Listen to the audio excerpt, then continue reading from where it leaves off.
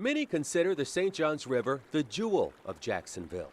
The longest river in the state at more than 300 miles, flowing upstream, emptying into the Atlantic Ocean. But downstream, closer to hundreds of waterfront communities, an environmental epidemic threatens the river's health. In June, at the same public dock where these fishermen are casting their nets, we found an algae bloom so toxic, biologists say it could kill a small animal or make a person who consumes it very sick. And it was highly toxic. In fact, it was 120 times more toxic than safe recreational standards set by the World Health Organization. Lisa Reineman is the St. Johns River keeper.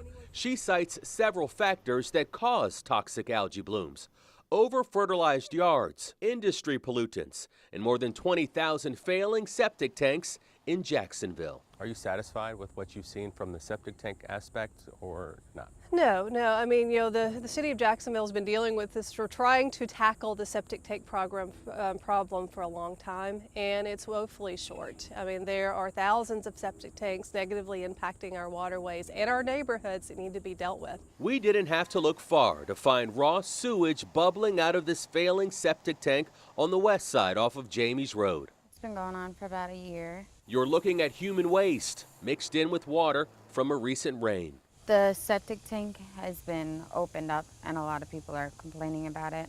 There's kids running around. There's mosquitoes breeding in it by the thousands. Christine Hurley's apartment complex is several blocks away from the Cedar River on the west side, which dumps directly into the mighty St. Johns River. Hurley, who's having trouble getting used to the smell, says she's worried about her family's health.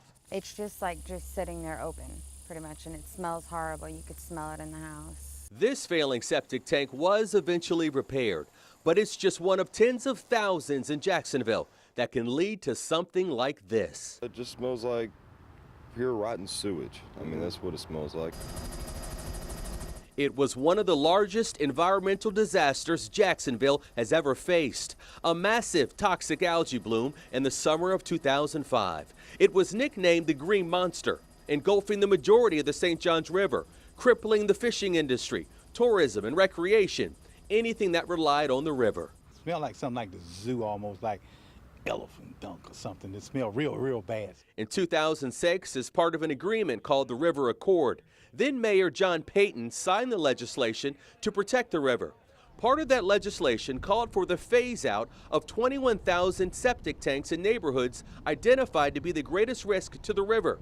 The plan was to replace the septic tanks with city sewer services. JEA committed $200 million to programs protecting the river, the city of Jacksonville $150 million, the St. Johns River Water Management District $150 million, and finally, the state of Florida on the hook for $200 million over 10 years. The plan was to limit wastewater discharge, upgrade JEA sewage treatment plants, and to phase out those 21,000 septic tanks in various zip codes seen on this map. Most of the work remains unfinished. As for JEA, the agency went above and beyond its original goals, shutting down 6 wastewater treatment plants and upgrading 5 other plants like this one on Buckman Street, with the objective of reclaiming more water and dumping less nitrogen into the river. We treat on average about 30 million gallons a day here. The city's 11 treatment plants remove nutrients from waste using a biological treatment process, making the reclaimed water safe to pump back into the St. Johns River. As for the city of Jacksonville, it successfully updated the master stormwater management plans, created more retention ponds to handle stormwater runoff, and began tracking the amount of sediment going into the river. But as for those 21,000 failing septic tanks, to this day the city has only phased out about 1,000. So JEA has reached its nutrient reduction goal. The city has not. Correct. What's your response?